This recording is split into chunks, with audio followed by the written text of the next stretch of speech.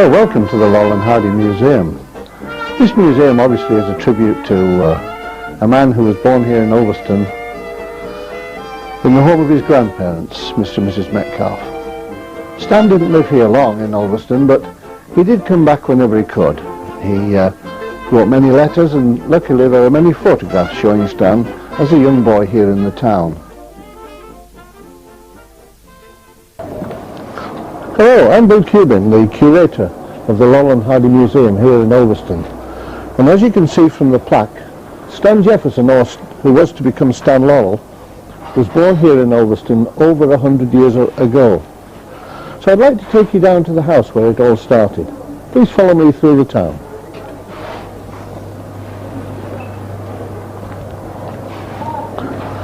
The house where Stan was born is only a short walk from the museum. The museum itself is situated in the town centre, just off King Street, in fact in Upper Brook Street.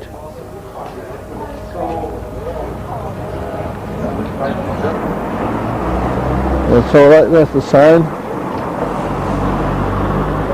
And this is King Street, the centre of the town of Ulverston.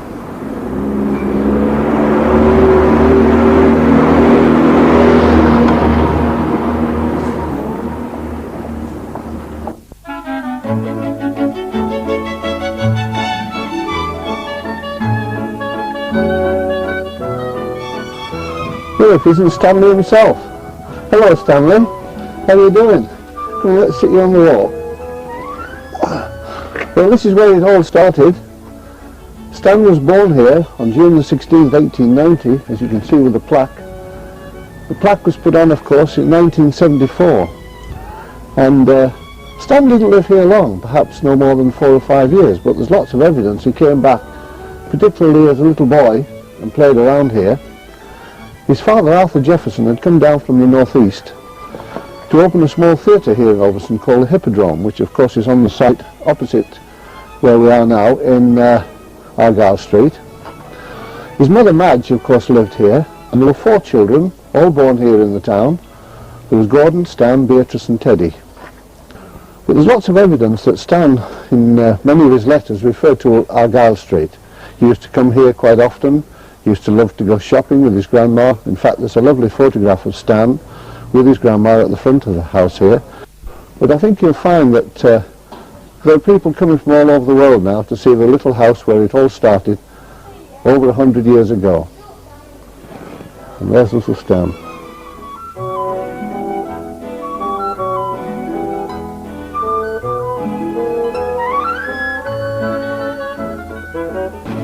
This is Argyle Street. It's only a short street, and of course it originally was called Foundry Cottages. In fact, where these new houses are now is the original site of the foundry which gave the street its name. And of course, directly opposite here is the site of the small theatre that Stan Laurel's father had, Arthur Jefferson.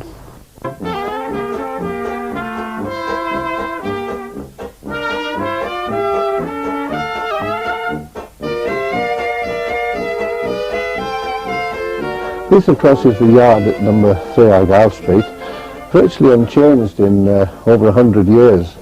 We have the same flags on the bottom, and we have the old wall, the wash house, and an interesting story that Stan told about Grandad, who used to lock him in the wash house. It was a dismal place, he said, and he said if you were there for a long time it wasn't very pleasant. But in the end, Stan, in fact, got it all sussed out, because he decided it would be nice to have his comics, his matches and his candles in there, and he kept up to date with his reading.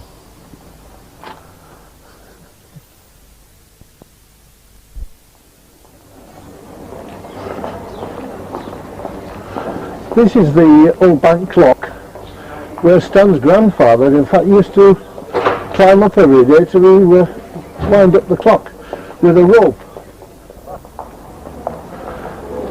And now we're heading towards Gillam's shop, where Stan used to come with his grandma for his treacle toffee. In one of his letters he said, I used to love to go shopping on Market Street in Ulverston with Grandma Metcalfe.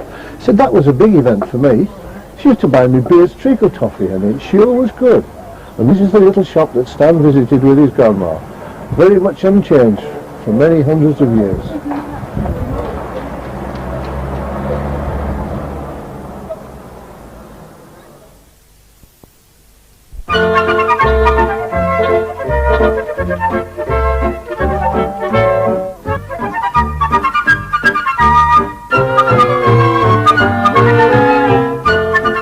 Another special place for Stan was here at Canal Foot, where he spent many happy hours fishing.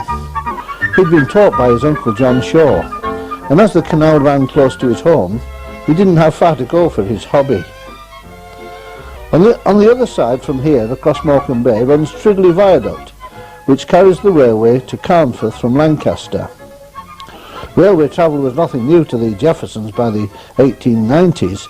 Steam trains had in fact passed by the near Argyle Street home for nearly 30 years prior to Stan's arrival.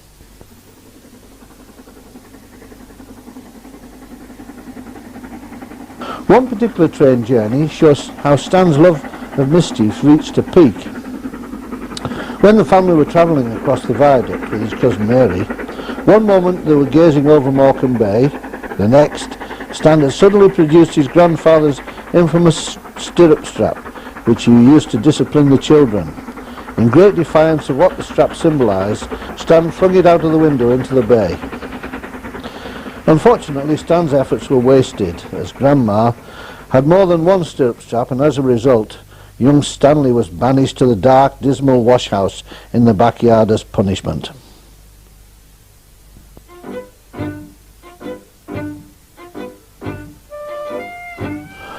Whenever Stan made his way to and from the canal, he would see a local landmark whose memory was to stay with him for a very long time. In 1897, when Stan was 7 years old, a doctor named Thomas Watkins Wilson died in London. Dr. Wilson and his daughter Mary often spent their holidays in Ulverston, so when their father died, Mary decided to have a special monument placed here in remembrance, and it was that monument that Stan found so fascinating. It was in the shape of a lighthouse, with an anchor carved into its base, but its most unusual feature was a working light at the top of the lighthouse, which at one point was lit all the time, 24 hours a day. So strong was the memory of this little lighthouse that Stan even mentioned it to a Daily Herald reporter in 1932. Stan was gazing up at his name in lights above a theatre in London's Leicester Square when he said, "It looks great, but kind of wasteful. But you should see the lighthouse in the graveyard at Ulverston in Lancashire where I was born. They put it up when I was a kid, a tombstone with a light on top. It was the 8th wonder of the world to me. Ever since then, it's been my ambition to have a tombstone like that, but the memorial wasn't the only lighthouse that Stan knew from his birthplace." This, of course, is one of Stan Laurel's, or as he was, Arthur Stanley Jefferson's favourite place to play. In many of his letters he talked about Hode, Easter time of course, rolling his eggs down the hill, but I think this was the favourite place for the children of the town of Ulverston to play. And there's lots of evidence certainly from letters in the past, that Stan really enjoyed coming here. This of course is a monument to Sir John Barrow, the Arctic explorer, and it's interesting that it's a lighthouse 3 miles from the sea. But of course Sir John Barrow wrote the log for the voyage of the Mutiny on the Bounty, which of course led to the film, and of course great fame for Fletcher Christian and all his crew. But this was certainly a very wonderful place for Arthur Stanley Jefferson. As a little boy he played here very often. From the viaduct we can see, as we pan round further left, in the distance the snow on the hills of Yorkshire, the Yorkshire Dales. It's interesting that Stan's grandparents, Mr. and Mrs. Metcalfe, came from the Yorkshire Dales down to Ulverston, and his father started a little business in Ulverston as a cobbler. Also, of course, further round as we look, we can see the start of the Lakeland Hills. The Lake District, of course, is right on the doorstep, and within 10 minutes drive of Ulverston you can be at Coniston Lake. It's a wonderful view today, particularly with the snow on the hills. The Jefferson family returned to Bishop Auckland in early 1895, but Stan remained in Ulverston with his grandparents for 2 years, only seeing his parents on brief visits there until he was 6. He also spent most of his school holidays with Grandpa and Grandma Metcalfe, occasionally also visiting his aunt and Uncle Shaw in Surrey. By 1897, AJ was manager of the Theatre Royal in North Shields and moved in with Madge to number 8 Dockery Square. AJ was also busy writing more plays and even found time to travel all over the country managing various different touring companies. At that point, Stan finally broke away from his beloved Ulverston to attend boarding school in Bishop Auckland.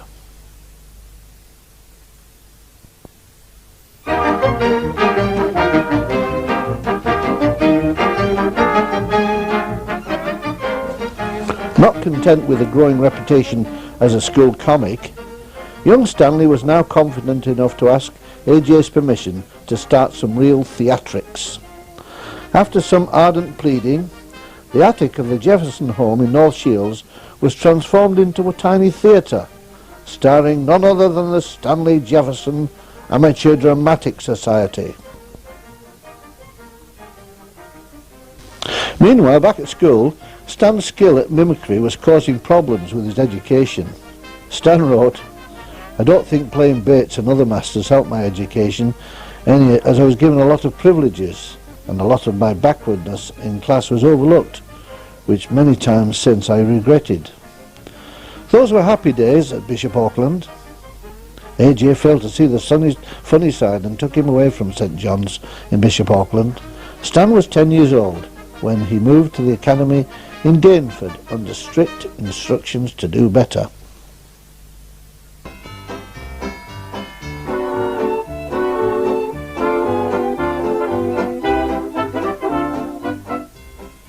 A few months after Stan's transfer to Gainford, AJ, Stan's father, took over management of the prestigious Metropole Theatre in Glasgow, so the whole family moved up to the city to make a new start together. After attending 2 Glasgow schools, Queen's Park and Rutherglen, Stan finished his education at the age of 16. Arthur Jefferson had now become more philosophical about his son's lack of academic progress. Father began to assume that Stan would naturally take over management of the theatres in due course, but this was way off Stan's own plans. His burning ambition to act, which had grown and developed in the family home, had lately gone unnoticed by AJ, but Stan did have other support. Although his mother was bedridden at the time, Madge, his mother, gave Stan great encouragement in their common appreciation for the plays of the period. While Madge encouraged Stan to the hilt, Grandma disapproved with equal vehemence. To Grandma Metcalfe, the toll of life on the road with all its uncertainties was something to be rejected. She based her views on the difficulties she had seen her daughter Madge experience, the least of these being painful separations and heartache, felt by all the family, including Stan himself. And yet all her warnings fell on deaf ears. His beloved Grandma's earnest words made very little difference to Stan, simply because his desire to act was so strong.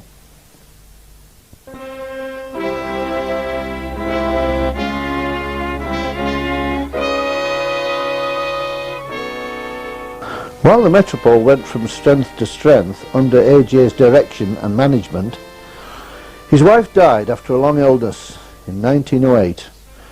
She was buried in Glasgow Cathcart Cemetery. She was sorely missed by many of the theatrical profession, colleagues and fans alike. After the blow of Madge's death, AJ took a greater, more dedicated interest in his son's developing career.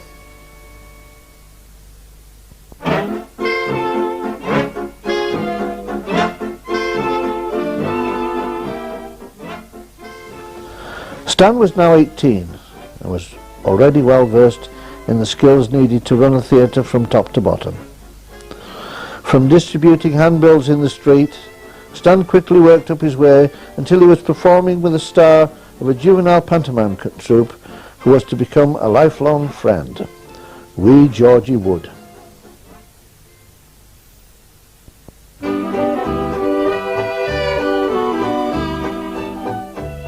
After some hard work on Stan's part, AJ stepped in to find the big break his son had been waiting for.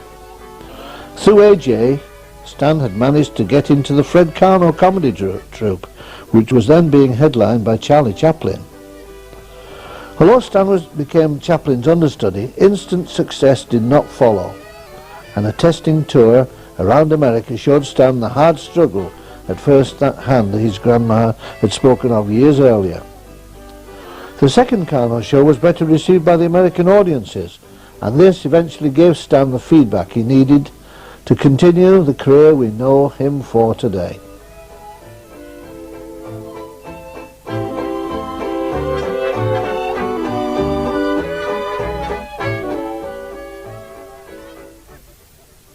Fred Carno's circus, Fred Carno's army. Everybody in the world has heard of Fred Carno's comedians.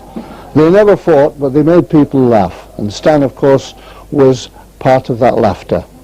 I think he was a fantastic chap. He left here to go to America and, of course, made his fortune in films. And so I'm sure that everybody in the world remembers the wonderful world of Laurel and Hardy. And remember, it all started here in this little town of Ulverston many, many years ago.